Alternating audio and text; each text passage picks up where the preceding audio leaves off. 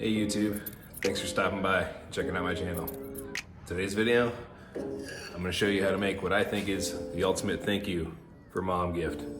So let's get right into it.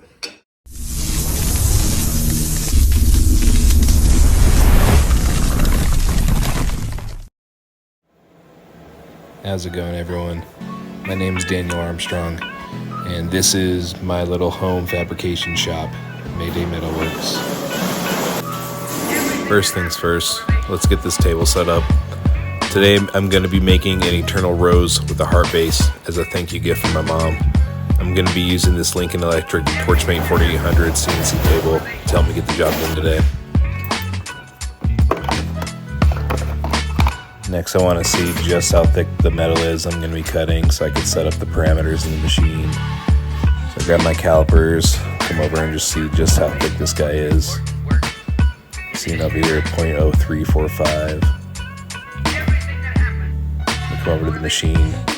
We'll just round it up to 0.035.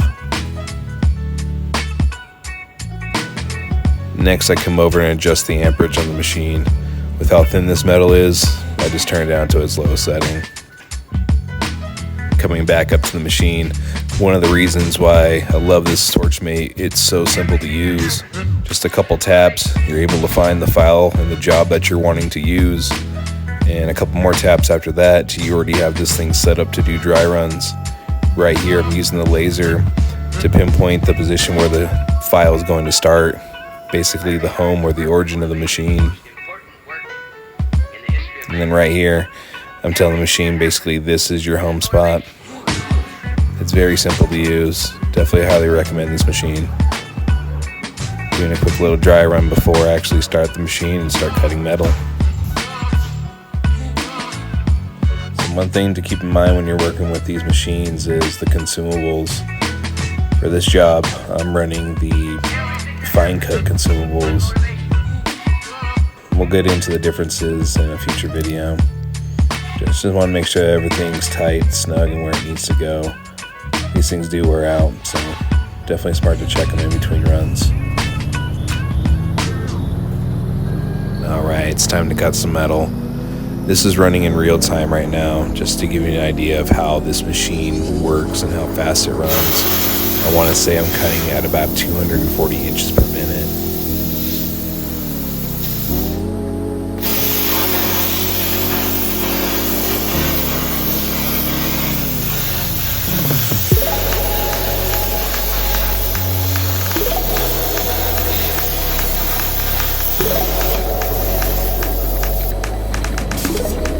Get this thing sped up right now, get the rest of this project cut out so we can move on.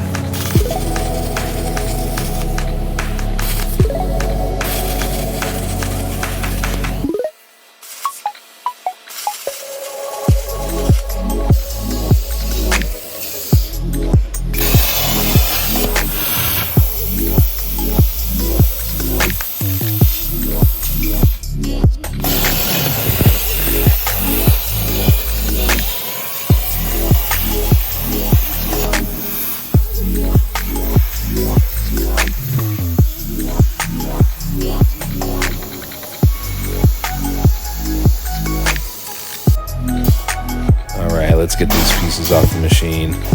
So this is some old metal I had sitting in the corner of my shop for a while. This is what they look like when they're coming off. The machine does a great job. It leaves pretty much almost zero dross. It doesn't take much to clean these things up. One thing I want to talk about that I absolutely love having in my shop is this very heavy magnetic chuck. When you got small little items that you got to grind or clean up, having this thing just to hold them in place so you don't have to do it with your hands, it just makes life so much easier. It's safer for you. You can do a lot of pieces at once rather than just one thing at a time.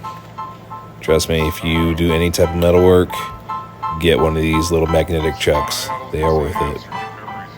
Next thing I gotta bring up, PPE. Make sure you guys are staying safe out there, alright?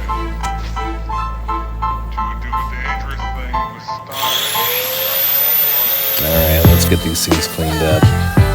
Just using the angle grinder and a wire wheel cup.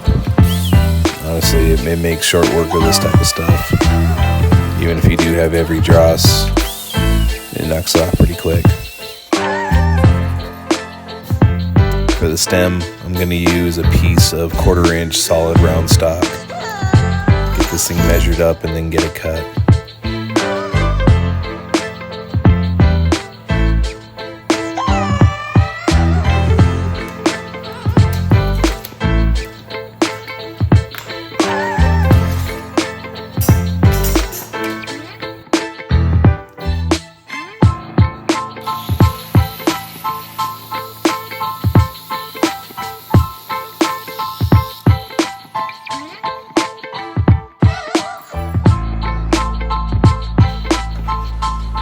Once we get that cut, I head over to my vise, get my ground clamp hooked up from my welder, grab the bottom of my rose, and tack it onto the stem.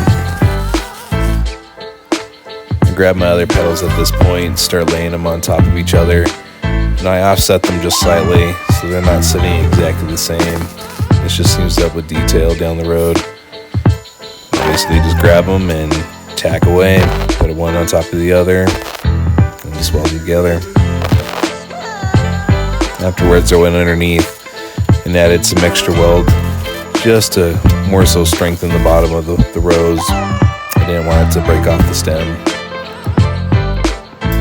Alright, let's get this thing to start coming to life. Bend up one of your first petals. I'm using a set of wide duckbill pliers along with some long needle nose pliers. I hold the petal and I use the long needle nose and I start just twisting the petal in on itself. Take your time at this point if you are doing this. I try to get it as absolutely tight as possible. It just helps with detail. And you'll see whenever you get done with your finished product. So I'll come on the other side, grab the petal. Once again, just trying to spin it onto itself. I use those long needle nose pliers and just start shaping this first petal.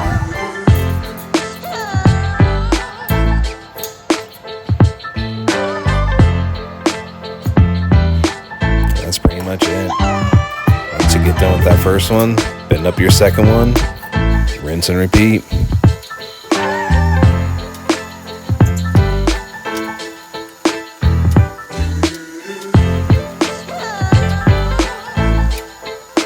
Just like the very first petal, as I'm doing layer by layer, I like to try to make everything as tight as I possibly can. I feel it just helps bring life to the rose itself as you're building the bulb up.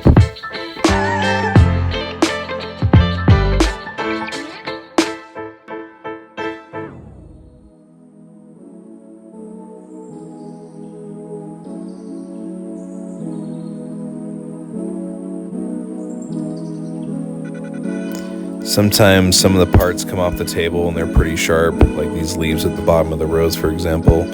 I like to take my long needle nose pliers, grab the edge of it, and roll it in on itself. That way there's zero exposed sharp edges. Don't want anyone cutting themselves on these things.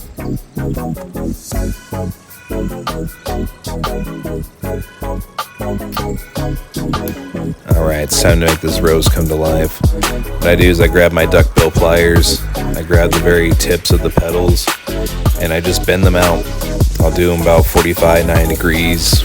Honestly, I just kind of go with whatever feels and looks right. And I just work my way from one edge of the petal down to the other. As you can see, I start bending the outer lip a bit, and this starts to just kind of bring life to the petals themselves.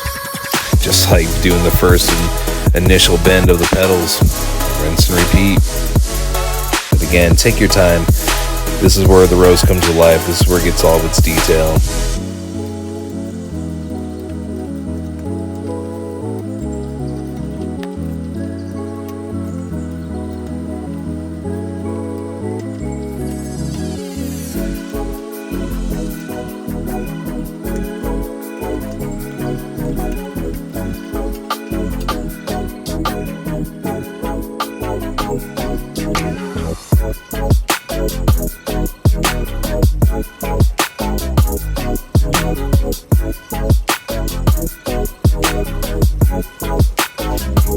Alright, let's go into the blast cabinet, get this thing ready for paint.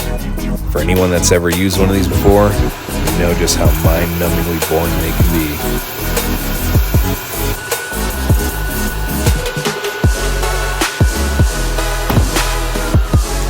do leave a nice matte finish on the metal though. Moving over to the swag off-road finger brake, putting a couple little bends in the stem just to give it some life.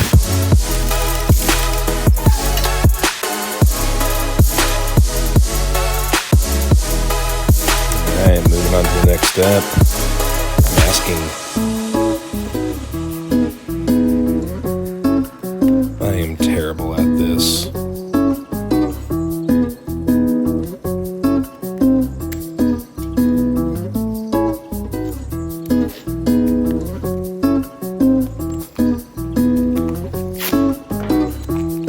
Finally got this thing done. Looks like a 4-year-old did it. But it is masked. Moving on.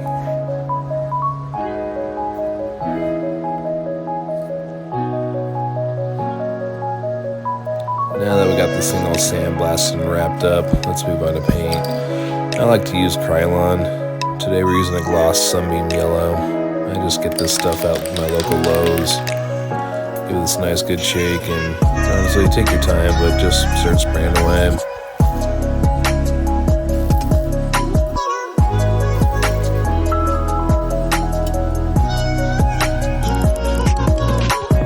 Now that I got this guy all coated up, we'll put him aside and start working on the base. Just like before, gotta get the table set up for what we're doing. I'm loading some 10 gauge mild steel plate here now. Gonna cut out a couple hearts, and just like before, gonna set up the 0 for the table, do a dry run to make sure I know where I'm gonna be cutting, then fire away. This stuff is so mesmerizing to watch. Just make sure you use proper PPE. Back over to my magnetic chuck. Again, I use this thing all the time. Definitely worth the money. Get these things cleaned up, get the slag off, get all the dross.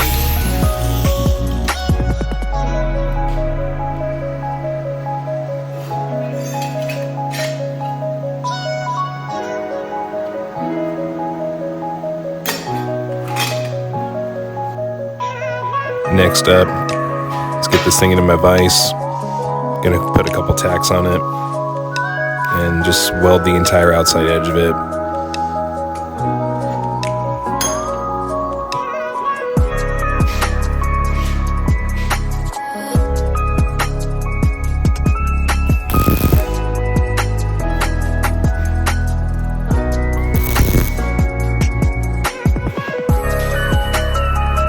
Right here, I'm clamping a piece of aluminum billet, basically called a chiller bar.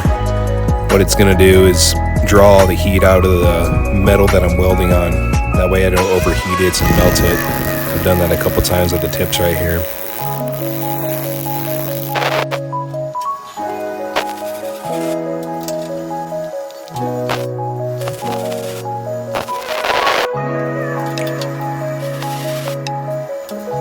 I can honestly admit these aren't the prettiest welds, but I honestly tried to build up the edge quite a bit. That way I can go in, grab the grinder, clean everything up, but try to put like a rolled tapered edge on this thing just to kind of give it more life, make it look more realistic rather than just a squared off heart. That's kind of what we got so far.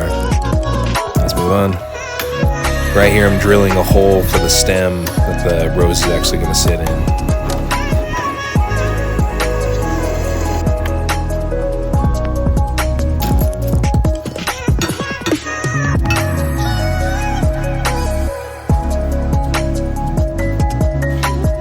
Now that I got that done, let's go back over to the blast cabinet, get the rest of this mill scale off. Again, so mind-numbing.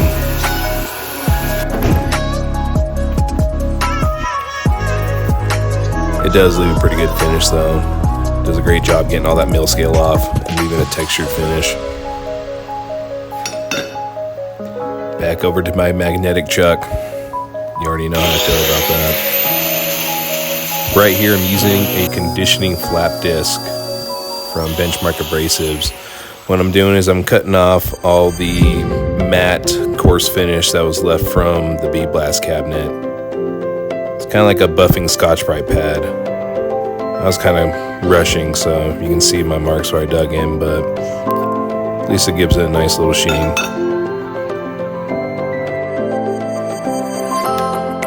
Moving on over to the bench grinders. And this right here, I'm going to use some black rouge. This is supposed to cut and hopefully give it a little bit better polish. Not going to go quite full mirror, but I'm going to at least have it to have something.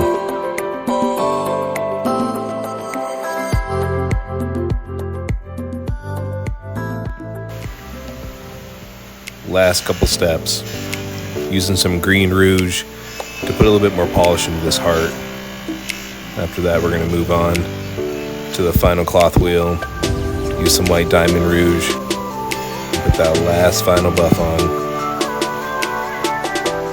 Once we get all wiped off, this is what we're working with.